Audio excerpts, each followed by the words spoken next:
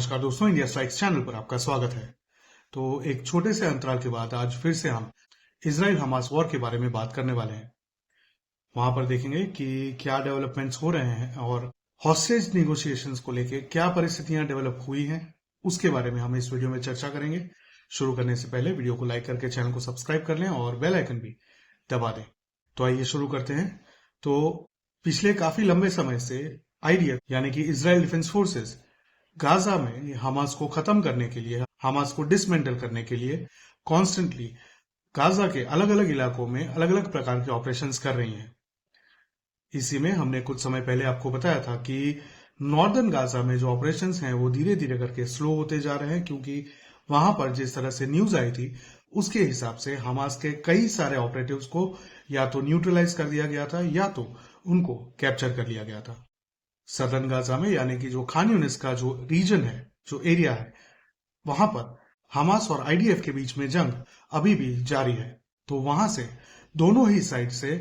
कई सारे लोगों की मरने की खबरें आती हैं और साथ ही में जो ह्यूमैनिटेरियन एड है उसके बारे में भी अपडेट्स आती रहती है, जिसके चलते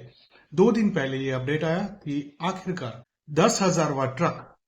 ह्यूमैनिटेरियन एड से भरा हुआ गाजा में 2 दिन पहले दाखिल हुआ। यानी कि जो जंग अक्टूबर में शुरू हुई थी, जिसको अब 4 महीने से ज्यादा हो गए हैं, वहां के लोगों को सपोर्ट करने के लिए जो एड भेजा जा रहा है, जो अलग अलग फूड सप्लाईज भेजी जा रही है या फिर लाइफ सपोर्ट भेजा जा रहा है, उसके 10,000 ट्रक्स अभी तक गाजा में एंटर हो चुके हैं इजिप्शियन बॉर्डर के रास्ते से। इसी के बीच ये खबर आई कि इजराइल में धीरे धीरे करके जो कैप्टिव्स हैं, जो हमास द्वारा हॉस्टेजेस बनाकर गाजा में रखे गए हैं, उनमें से तकरीबन 125 लोग अभी भी गाजा में हैं और उनके परिवार वाले और अन्य लोग मिलकर टेल अवीव की सड़कों पर निकल आए थे और उन्होंने गवर्नमेंट पर, नेतन्याहू गवर्नमेंट पर प्रेशर बनाने की कोशिश की, जिसके चलते आखिरकार नेतन्याहू गवर्नमेंट ने यह डिसीजन लिया कि 2 महीने का ट्रूस इंप्लीमेंट किया जाएगा अगर हमास बाकी जो अराउंड 125 हॉस्टेजेस बचे हुए हैं गाजा में, उन लोगों को वापस करता है। इस जो प्रपोजल को प्रेजेंट किया गया था, पहुंचाया गया था हमास को, वो कतारी और इजिप्शियन मीडिएटर्स के थ्रू हमास तक पहुंचाया गया था। इसमें यूएस भी कहीं ना कहीं अपना रोल प्ले कर रहा है। ये जो पूरा वॉर है वहां पर इजराइल और हमास के बीच में, उसको रोकने के लिए या उसको स्लो डाउन करने के लिए और ह्यूमैनिटेरियन सप्लाईज को वहां तक पहुंचाने के लिए। और ये जो प्रपोजल प्रेजेंट किया गया है वो 3 से 4 अलग अलग स्टेजेस में है, जिसमें एक पहला जो स्टेज है उसमें इजराइल ने ये मांग की है कि सबसे पहले स्टेज में जो भी महिलाएं हैं और जो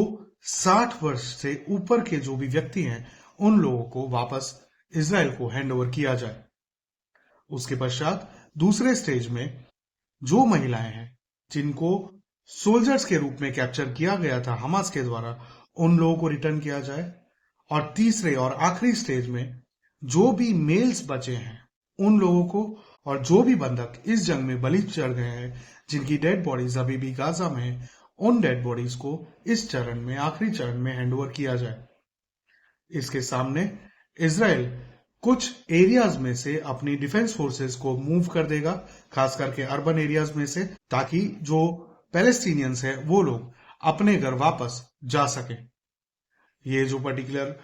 आईडीएफ को हटाने की बात है वो कुछ उसी तरह की है जो इजराइल ने आगे भी और समय दर समय इजराइल डिफेंस फोर्सेस करती आई है, कि वे लोग गाजा में एक सेफ पैसेज देते हैं और उसकी इंफॉर्मेशन गाजा के आम नागरिकों तक पहुंचाते हैं, ताकि वो जो आम नागरिक हैं वो उस पैसेज का यूज करके सेफ जोन तरफ जा सकें। तो उसी तरह का कमिटमेंट फिर से इजराइल ने इस प्रपोजल के माध्यम से हमास तक पहुंचाया है, कतारी और इजिप्शियन मीडिएटर्स के थ्रू। लेकिन हमास का सामने से ऐसा रिस्पॉन्स आया है कि वे लोग किसी भी प्रकार का ट्रूस नहीं चाहते हैं और वो पूरे इजराइल का खात्मा करेंगे। ये कुछ सोर्सेज से हम लोगों को खबर मिली है, अभी तक इस बात की 100% पुष्टि नहीं हो पाई है, लेकिन ये जो स्टेटमेंट आया है, ये जो इंफॉर्मेशन आई है, वो काफी हद तक उन लोगों का, यानी कि हमास का जो चार्टर है उनका जो घोषणा पत्र है, जो कि कई दशकों पहले बनाया गया था, उसमें लिखी गई बात के साथ रेजोनेट करता है। आगे भी हमने आपको कई सारे वीडियोस में ये इंफॉर्मेशन दी थी कि हमास के घोषणा पत्र में ये स्पष्ट रूप से लिखा है कि उन लोगों का जो उद्देश्य है, हमास का जो उद्देश्य है, वो ये है कि इजराइल को खत्म करना, वहां से सभी यहूदियों को खत्म करके उन लोगों को समंदर में धकेल देना और इजराइल पर कब्जा करके उसको पैलेस्टाइन के रूप में स्थापित करना। तो रिसेंटली नेतन्याहू ने भी यही बात कही है कि 2 स्टेट सोल्यूशन की जो बात कर रहे थे, और इजराइल भी काफी हद तक उसके लिए रेडी था लंबे समय तक, उसके ऊपर वे लोग अब विचार विमर्श करना बंद कर रहे हैं और वे लोग अब इसके ऊपर कोई भी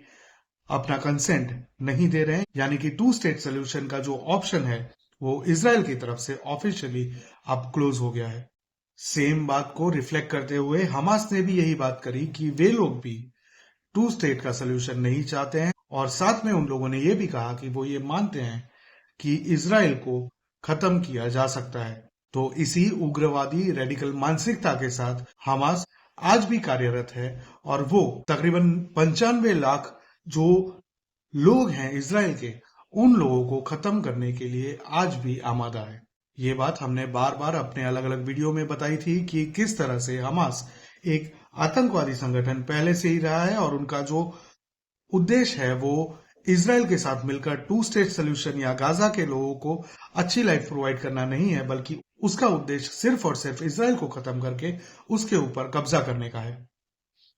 इस बात को यूएन भी काफी लंबे समय से इग्नोर करते आया है, जो कि एक साइनो वहाबी लेफ्टिस्ट अलायंस के इन्फ्लुएंस में अपने डिसीजंस लेता है और स्टेटमेंट्स पास करते रहता है समय दर समय। तो उसकी जो क्रेडिबिलिटी है वो धीरे धीरे कम हो गई है, काफी हद तक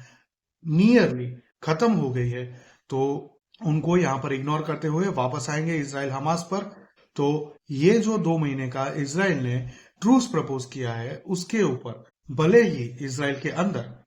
काफी ही प्रेशर क्रिएट किया जा रहा हो नेतन्याहू गवर्नमेंट के ऊपर, दूसरी तरफ से हमास इस परिस्थिति का लाभ उठाते हुए, और जो बंधक बनाए गए लोग हैं जिनको आज 110 दिन से भी तकरीबन ज्यादा हो गए हैं, उन लोगों को अपने वहां पर बंधक बनाकर रखे हुए हैं, जिसमें महिलाएं भी शामिल हैं, जिसमें बच्चे भी शामिल हैं, और कई पुरुष भी शामिल हैं जिनमें 60 ईयर्स के अबव कहते हैं, जिनको सीनियर सिटीजन कहते हैं हमारे वहां पर। उन लोगों को भी वहां पर बंधक बनाकर रखा गया है। कुछ समय पहले हमने ऐसे ही एक बंधक की स्टोरी आप लोगों के साथ शेयर की थी, जिसने एक इंटरव्यू में ये कहा था कि कैसी विषम परिस्थितियों में उन लोगों को वहां पर रखा जाता है और किस तरह का डर का माहौल उन लोगों के आसपास कॉन्स्टेंटली क्रिएटेड रहता है। तो उन परिस्थितियों में आज 110 दिन से ज्यादा कई सारे तकरीबन 125 से ज्यादा बंधक अभी भी गाजा में रखे गए हैं, और उन लोगों की परिस्थितियों का आकलन करना भी तकरीबन नामुमकिन है और काफी ही दुखद है। इसके बारे में ना ही कोई लेफ्टिस्ट, ना ही कोई अल जजीरा जैसी मीडिया आउटलेट्स या और कोई चैनल्स बात करते हैं। सिर्फ बैलेंस्ड न्यूट्रल न्यूज चैनल्स जो हैं, या फिर मीडिया आउटलेट्स जो हैं, या फिर हमारे जैसे जो इंफॉर्मेशन प्रोवाइडर्स हैं, वही उन खबरों को दोनों साइड से देखते हैं और दोनों साइड से खबरों को आप तक पहुंचाते हैं। आगे आगे जैसे अपडेट्स आती हैं हम आपके साथ शेयर करते जाएंगे। तो वीडियो को लाइक करके चैनल को सब्सक्राइब कर लें, और ये वीडियो कैसा लगा ये हमें कमेंट में जरूर बताएं। मिलेंगे अगली खबर में, तब तक के लिए जय हिंद, हर हर महादेव।